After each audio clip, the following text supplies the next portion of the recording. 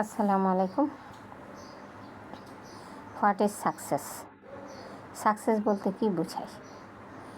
কেউ যদি অনেক পরিশ্রম করে ডাক্তার হয়, সে কি সাকসেস? ডাক্তার হওয়ার পরে সে আরও বড় স্পেশালিস্ট হলো, তাহলে সাকসেস? কেউ ইঞ্জিনিয়ার হলো, সেটা সাকসেস?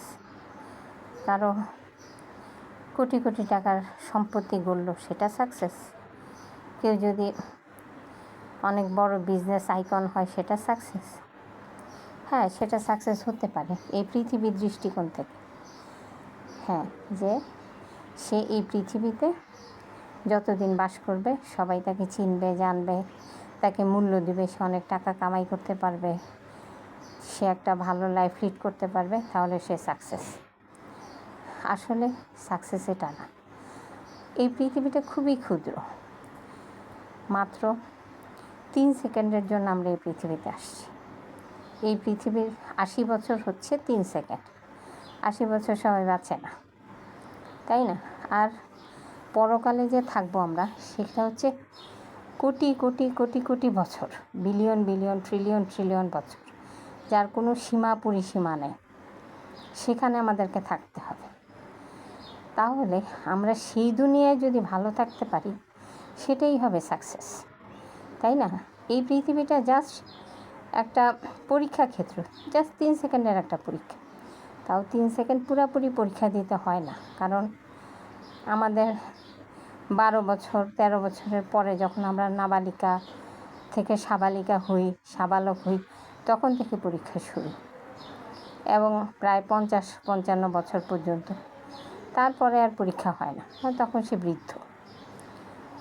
এখন ভিতরের মাত্র 40 বছর আমরা পরীক্ষা দিই।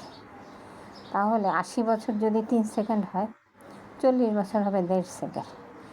মাত্র 1.5 সেকেন্ড পরীক্ষার বিনিময়ে আমরা হাজার হাজার কোটি কোটি বছর, বিলিয়ন বিলিয়ন ট্রিলিয়ন ট্রিলিয়ন বছর আমরা যদি বেঁচে থাকতে পারি, সেটাই কি সাকসেস না? তাহলে আমাদের কি করা উচিত?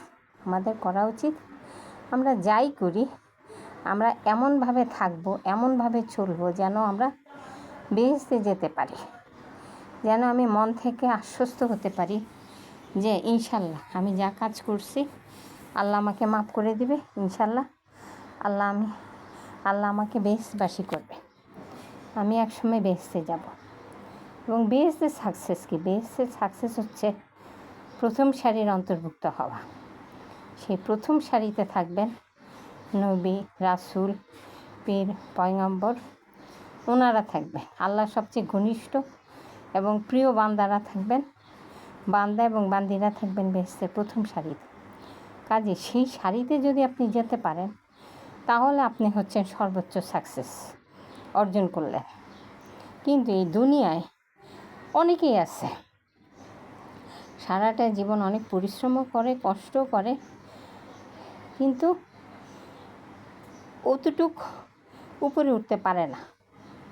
হয়তো ডাক্তার হলো, অন্য ডাক্তারদের মতো এত টাকা ইনকাম করতে পারলো না। হয়তো ইঞ্জিনিয়ার হলো, অনেক কোটি কোটি টাকা ইনকাম করতে পারলো না।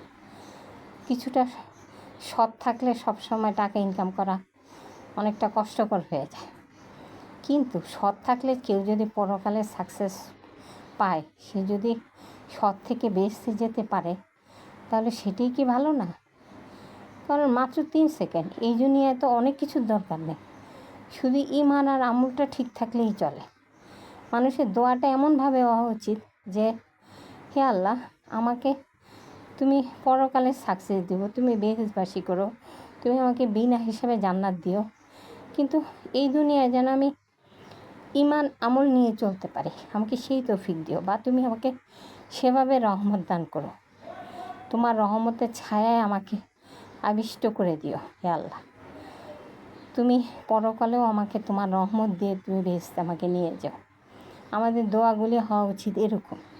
আমাদের সন্তানদের এরকম পথ দেখানো উচিত যে তোমরা যাই করো, কিন্তু তোমরা যেন তোমাদের আসল যে টার্গেট, যে বেহেশত লাভ, সেই টার্গেট তোমরা ভুলে যাও না।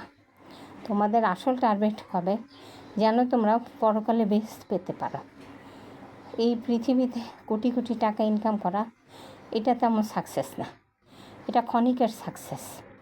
আসল সাকসেস হচ্ছে পরকালে যাওয়া।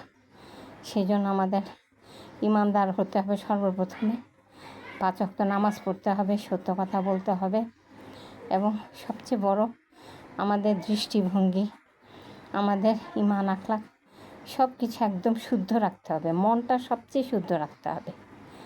বেহেশতে তারাই যাবে যাদের মন সবচেয়ে বেশি ভালো, সবচেয়ে বেশি পবিত্র। কারণ সমস্ত পাপের উৎসগুলি হচ্ছে মন। কারণ মন যখন খারাপ হয়, মন যখন কলুষিত হয়, কুৎসিত হয়, তখন অটোমেটিক সে বিভিন্ন রকম পাপে জড়ায় যায়। মানুষকে হিংসা করা এটাও একটা পাপ। একটা ভালো মনের মানুষ হিংসা করে না, সে ভালো থাকে। কাজেই আসুন আমরা সবাই মিলে ভালো হই এবং আলটিমেট যে গোল আমাদের, আলটিমেট সাকসেস বেসতে যাওয়া, সেই দিকে অগ্রসর হই। ইনশাল্লাহ আমরা সবাই মিলে একসাথে বেহেশতে যাব। ইনশাল্লাহ সবার আবার বেহেশতে দেখা হবে। তাহলে সবাই ভালো থাকেন, আবার দেখা হবে। আসসালামু আলাইকুম ওয়া রাহমাতুল্লাহি ওয়া বারাকাতুহু।